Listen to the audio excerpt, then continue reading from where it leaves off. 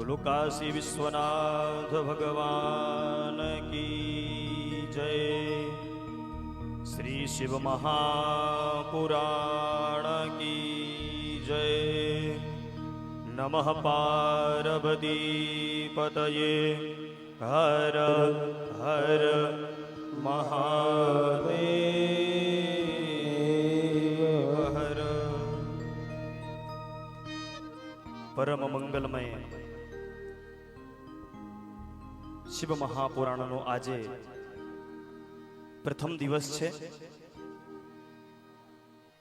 જ્યારે જીવનો જન્મ જન્માંતરોનો પુણ્યોનો ઉદય થાય ત્યારે શિવ મહાપુરાણ શ્રવણ કરવાનો અવસર પ્રાપ્ત થતું હોય છે। પૂર્વ જન્મ કે પાપ સે હરિ ચર્ચા ન સુહાય। પૂર્વ જન્મોનો પુણ્ય હોય ત્યારે તીર્થમાં બેસીને કથા સાંભળવાનો અવસર મળે છે, અને જ્યારે પાપોનો ઉદય થાય ત્યારે આપણે કથામાં જઈએ અને સૂઈ જઈએ છીએ। કથામાં ધ્યાન લાગતું નથી, એટલે પાપ વધારે હોય આપણા પાસે એટલા માટે।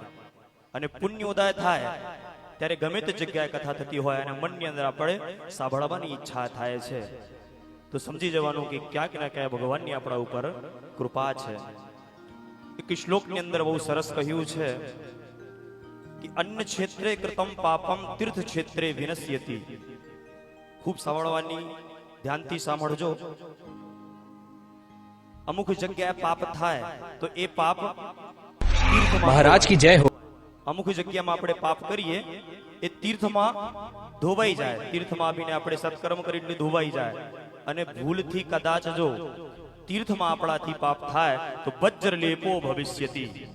દુનિયાની કોઈ તાકાત નથી કે એ પાપને કોઈ નષ્ટ કરી શકે।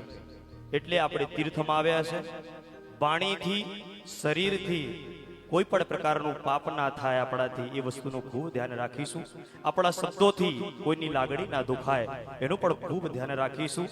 સપ્ત દિવસીય કથાનો ખૂબ આનંદ લેવાનું છે। એ કથામાં આપણે ખૂબ ભાવની સાથે જોડાઈશું।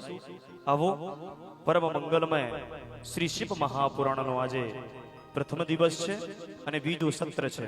સવારે પણ થોડું ઘણી કથા થઈ અને હવે ફરી કથા પ્રથમ દિવસમાં આપણે પ્રારંભ કરીએ છીએ। તો આવો ભગવાનની છબી હૃદયમાં વિરાજમાન કરી વ્યાસપીઠને વંદન કરી પરમ પૂજ્ય મહારાજ શ્રીના ચરણોમાં વંદન કરી શિવ મહાપુરાણના પ્રથમ દિવસની કથાની અંદર ખૂબ ભાવની સાથે આપણે જોડાઈશું। હરિ ઓમ।